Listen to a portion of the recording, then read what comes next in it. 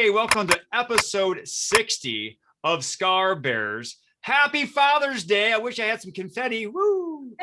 Welcome to all you fathers and mothers and kids of all ages. I'm Chris D.T. Gordon. It is a blessing to have you here with me today. Nate and Britton Barron, a father and son duo like none other, giving me their post-production magic. If you want them to work their magic on your presentations, just reach out to them at Nate Barron.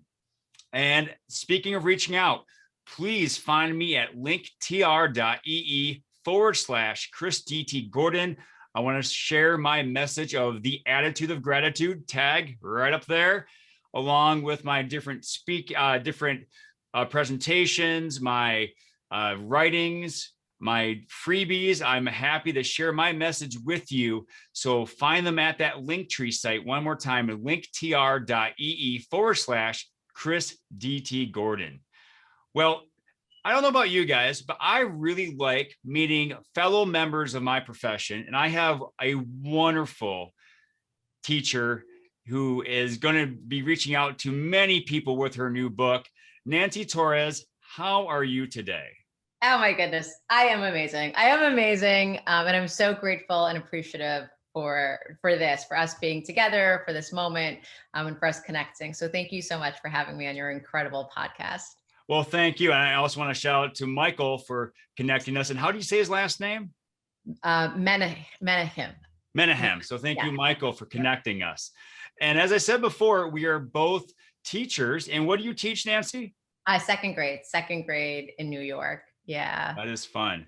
Yes. And you are calling us from New York. So that's why I have Super Grover and the Ninja Turtles up here to represent. Yeah, I love it. I love Super Grover and the Ninja Turtles. It's so classic New York. Oh, yes. And I'm sure eating pizza on a manhole cover is like the thing to do there, right? Why not? It's what you do. Besides being teachers, we also share a love of gratitude. And I heard you mention that just a few minutes ago. So tell me about your attitude of gratitude.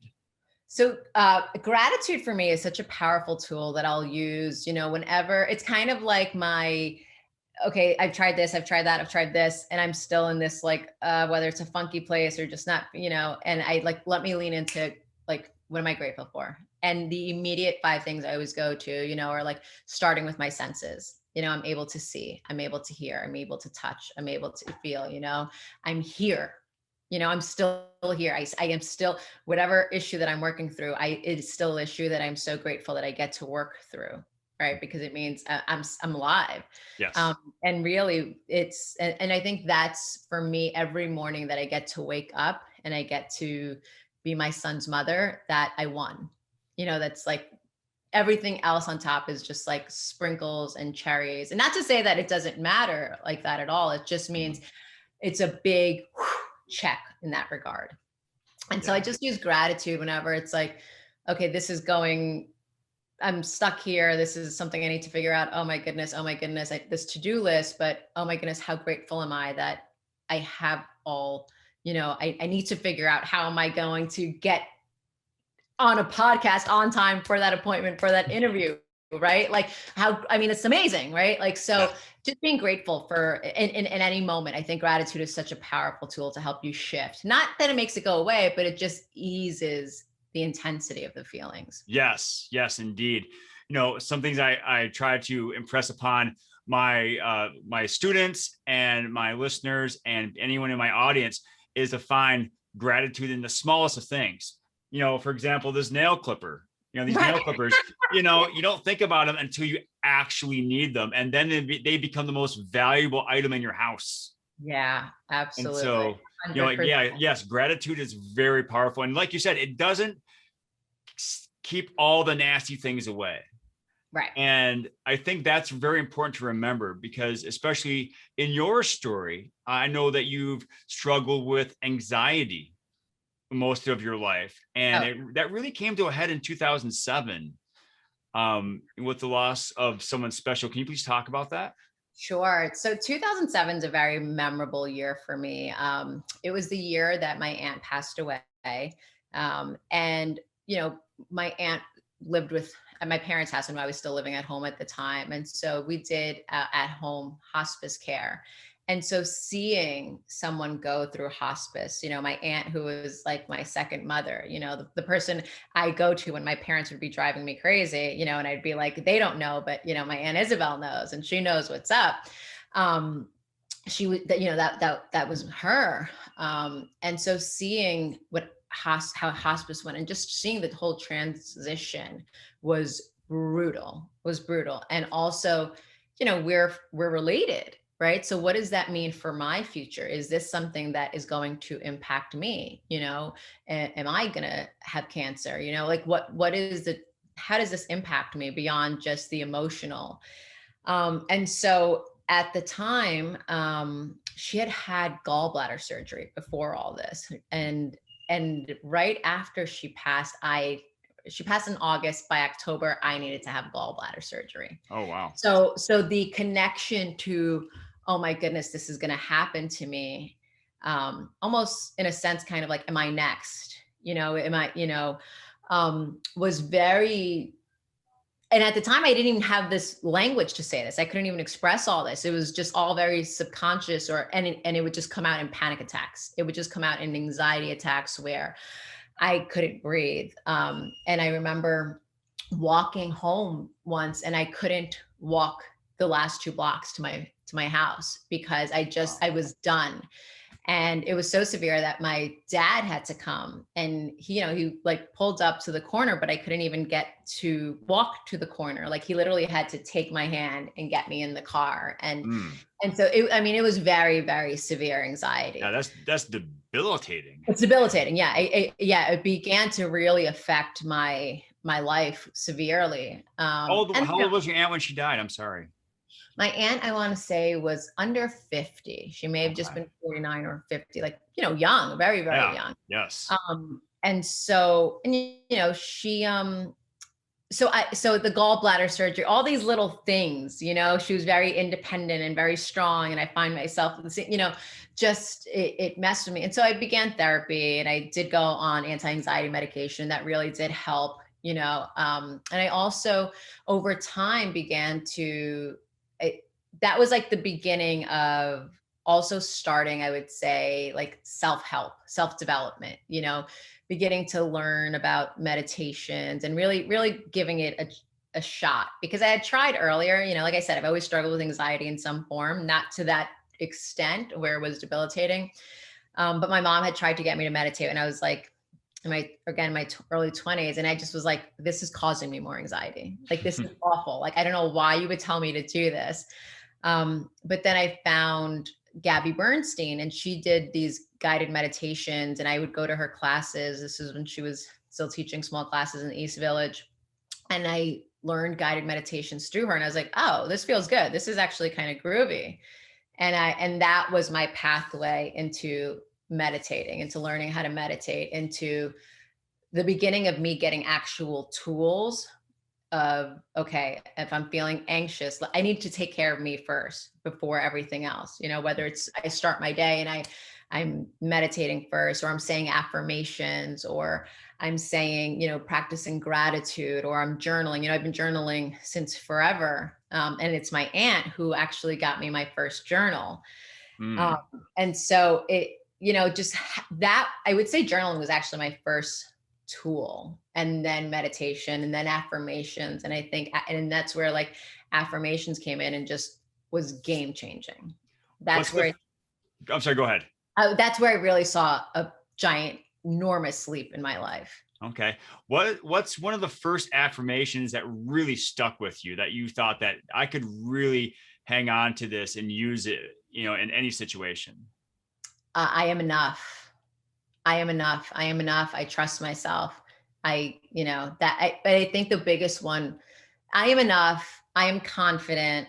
I trust myself. I'm special. I can make decisions by myself. I struggled with making decisions. That was my anxiety. That was the crux of my anxiety, was I don't know, what if I make the wrong choice?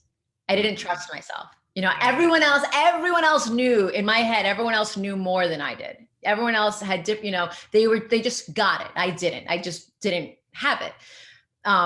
And then I realized why I didn't. It was because I didn't know me. You know what I mean? I grew up in an invalidating household. And so I'm feeling one way, my parents are telling me, no, you're fine. And I'm like, no, I'm struggling to, so I had to learn how to validate myself, how to actually know what is it that you do? Who are you?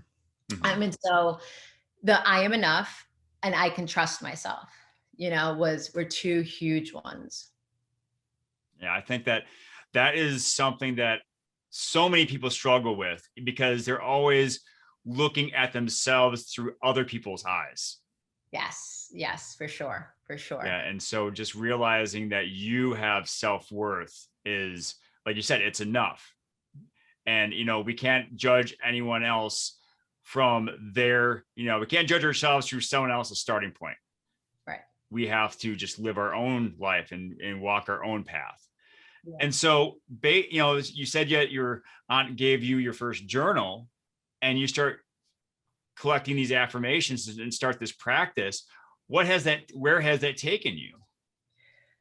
It took me everywhere in regards to, I was, this like 13-year-old with this journal who would, see quotes and write them down and it, went from one journal notebook to another, to another, to another. I mean, there's over 25 journals that I have, probably Oh, close wow. to 30 or 40 journals that I have where I've like documented my life, and it's taken me to eventually to a place where uh, being able to, it impacted all areas of my life. And especially for me, I struggled in romantic relationships. That was my struggle. I'm like an amazing friend. You know what I mean? Like I've got the teaching, I can do all that. Being in a romantic relationship was tough for me because, there was a lot. That was my triggers. Those were my wounds. That was what I needed to heal. And so there comes in affirmations, and that's where it was like, I am enough, you know, I deserve healthy love.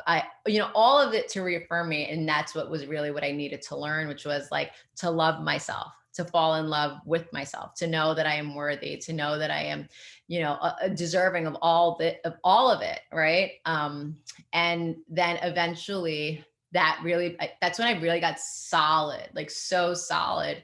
And I don't think there's a coincidence in this, but that's when I met my husband. Shortly after is what it was. I met my husband when I was like at the healthiest emotional place in my life, where I was truly confident, where I wasn't like I wasn't on our first date trying to be cool. I was just like, and it wasn't even about being cool. It just was me. I just showed up and we began, it was really nice, but I don't think that was a coincidence. I also don't think it would have happened had I not done the work. Yeah. Yeah, I think this is a good PSA for all you single people out there. Be happy with yourself first, then be happy with someone else. Yes. Okay. Now this is where the more you know star comes over here, and we use that as a PSA for everyone. So yes, you need to be happy with yourself before you can be happy with someone else. All right. Absolutely. Yes. Yeah. That is like a big, bold yes. Yes. Well, I think we could end it right here, but there's so much more to talk about, Nancy. For example, you are now a children's author. I'm so excited to talk about this. Say It With Me is your book of affirmations that is not only wonderful and affirming, because that's what affirmations do, but it's also bilingual. Yeah. So please tell us, how this started. So again, I've had this practice of affirmations. I think it's super powerful. And when I became a mom, I knew that I wanted to raise my son knowing like where affirmations were normal, the same way we count to 10, it's just part of like, this is what we do. And so we began doing them when he was maybe a month or so. And it wasn't even so much for him at that point. It was more for me because I needed a reminder, becoming a mother, your self-care practice, everything, just like goes out the window. Mm-hmm. Yeah. And at least it did for me. And I remember this day I ran to Bye Bye Baby. I did something else. And then we get home, his diaper is an explosion. I'm ready to just like fall apart. I go into the room to change his diaper. I'm like this close from just like breaking down crying. And I go, Alexa, just play a happy song. And the song that comes on is, "Ooh, child, things are gonna Oh, get nice. easier." And I'm like, now we're like laughing. He's laughing. I'm laughing. Changed a diaper, and I began to have a dance party with him. And the words of that song were so, as much for him to calm him down, right? Things are gonna get easier, but also it felt like someone was singing it to me, like Mhm. telling me, like, things are going to get easier. Like it was like a message to the both of us. And that was so like, I'll never forget that moment.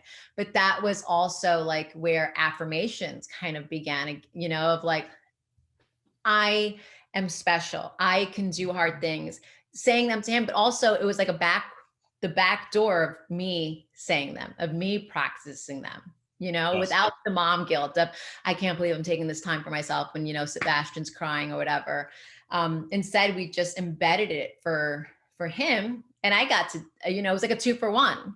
Mhm. Um, and that's just a ginormous win. And so when I always knew I wanted to write a book, and I took a writing class, and it was the first time I was like, what about a kid's book? And I'm reading all these books to Sebastian. I know I want them bilingual because we had books in English, we have books in Spanish.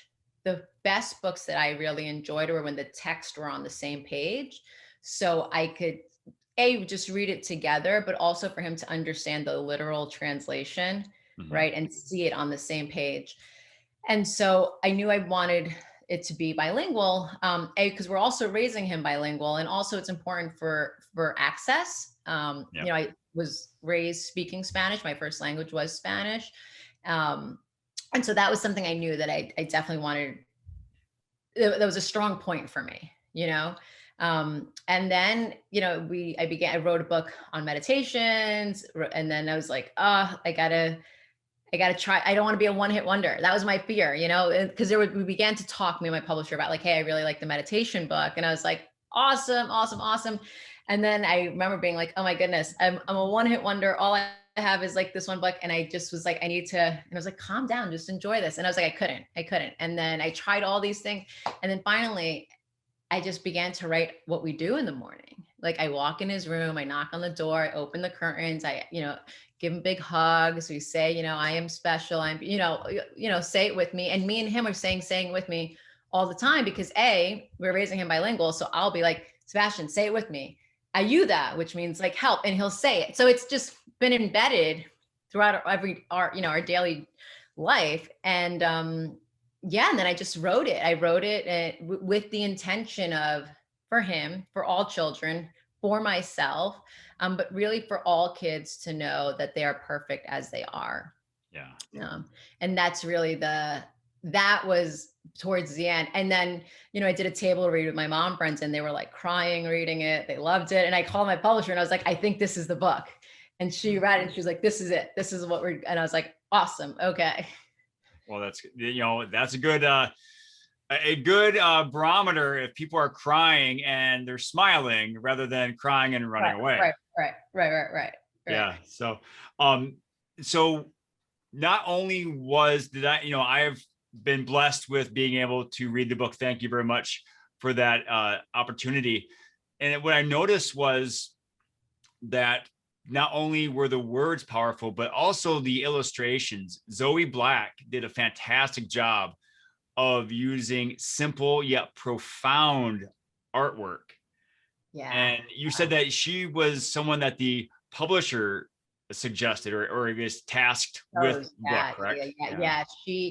yeah. Zoe Black. I mean, phenomenal. I couldn't be more grateful, and just what her images, her illustrations just hit every page. And fun fact, I get to say there were like a couple of Easter eggs. It's what they say when you're little symbols that are sprinkled across the book that mean something to the author, right? Mhm. And so I said to her, I want a flag of the US and a flag of Ecuador. And, somehow to also include a portrait of me and Sebastian, my husband, somewhere in there. And what she did with the illustration, I think it's the first or second page where there's a book on the child's bookshelf, and it's a picture one page has the USA flag and one page has the Ecuador flag, and just like little things like that that she just nailed so beautifully and perfectly. And the family portrait is part of the dedication page. I mean, she just, and she just did it. She did it, and she made the book. The book wouldn't be what it is without her. Like it, she made it magical. Yes, yeah, I was really drawn to it because being a comic book fan, I also am drawn to the manga, the Japanese style of comic books with the big eyes and the really expressive smiles, and that Oh, it was just really accessible artwork. yeah. I think not only for us, us geeks, but also for kids, because they want to be able to see the picture clearly and see what it is. And she does a fantastic job of doing that. I mean, there's a lot of detail, but yet you're not inundated with all kinds of lines. She's Clear, very yeah. concise. Yeah. Yeah. She's phenomenal. She's phenomenal. And so, going back to that read that you had with that table read, were there any affirmations that your mom or any of the others really stuck with that they took away? I think it was all of them, because it's what I think every human, at one point in their life, I'm sure goes through.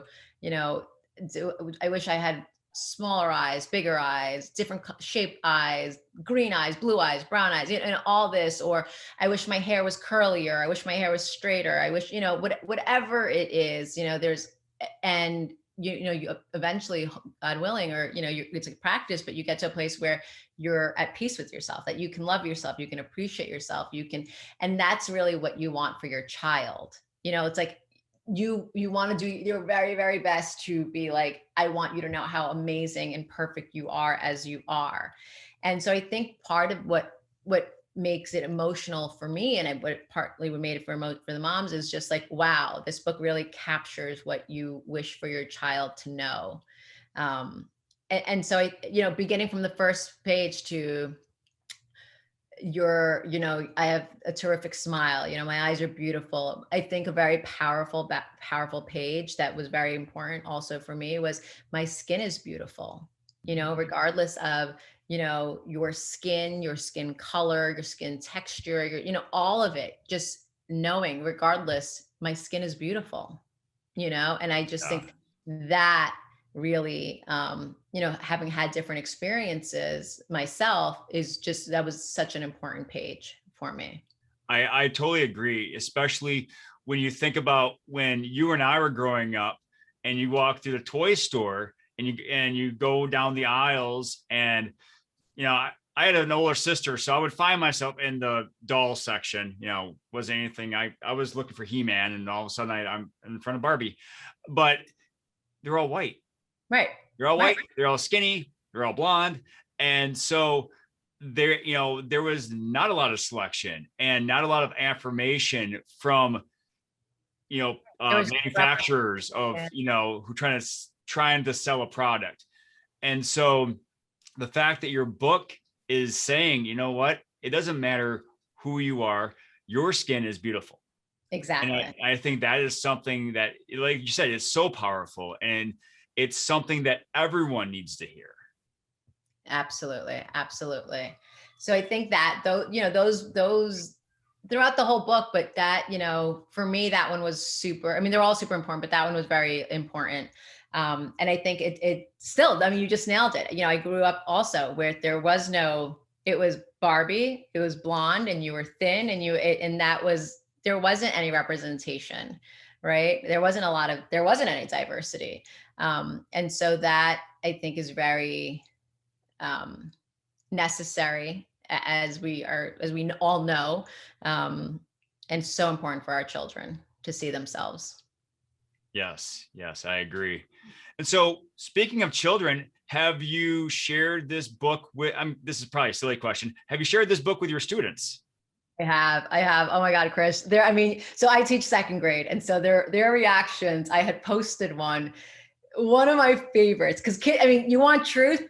I'll tell you who won't ever lie to you are kids. Yeah. I mean, so just prepare yourself, right? Mm. So I got my like reviews. They were like, I love it. It's the best book. It's great. It's great. It's great. And then one of my favorite reviews was like, um, it's okay. I found it kind of boring. The kid only plays one game and he misses school.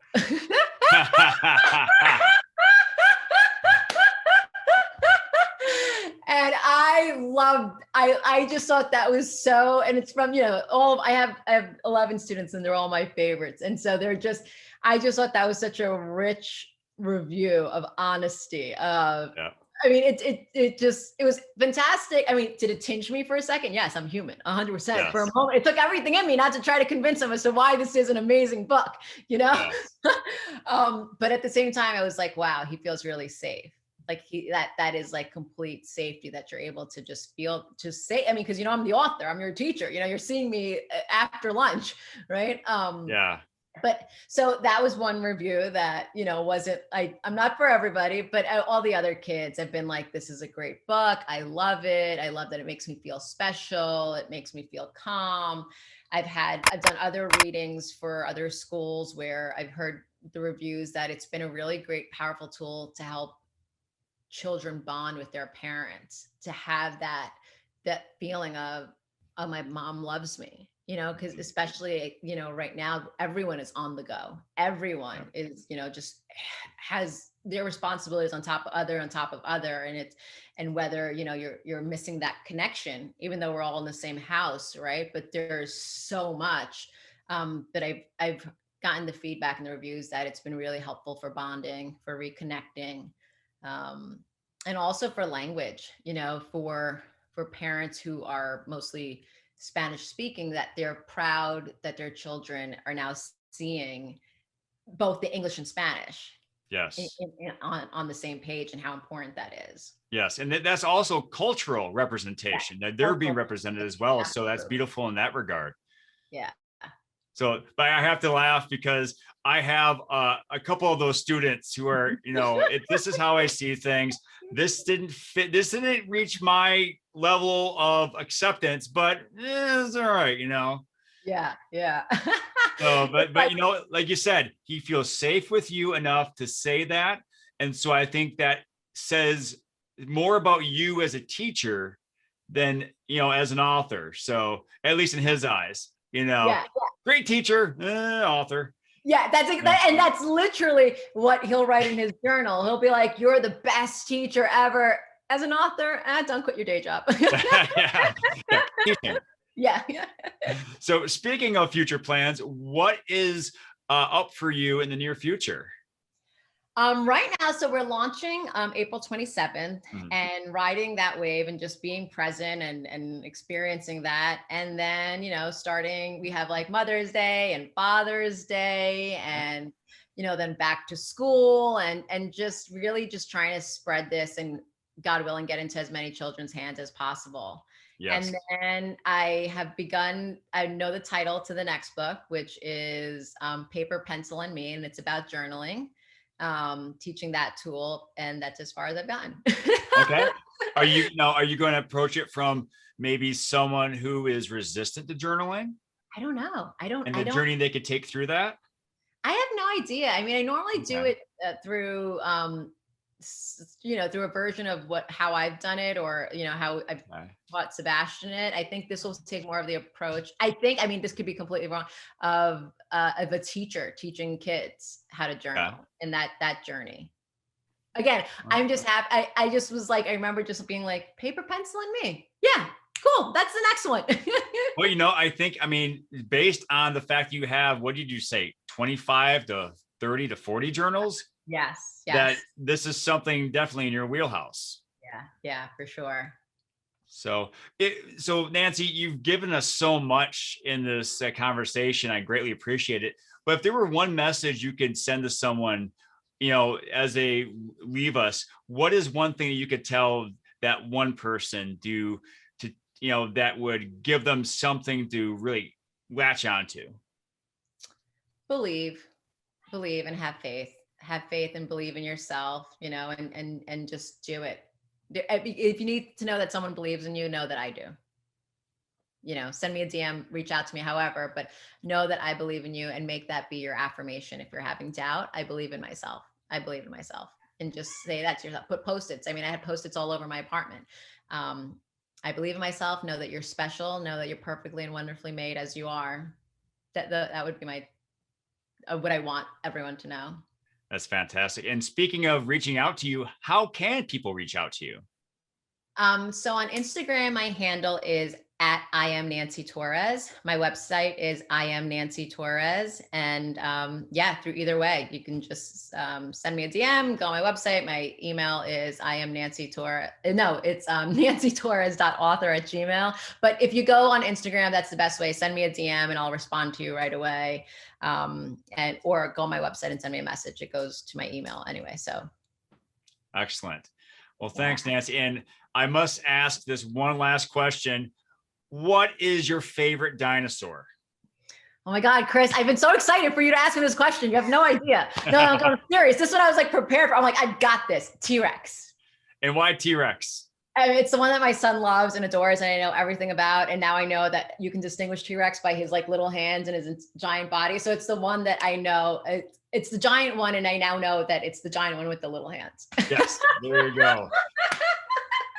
Well, you know what? If that's how you do it, that's how you do it.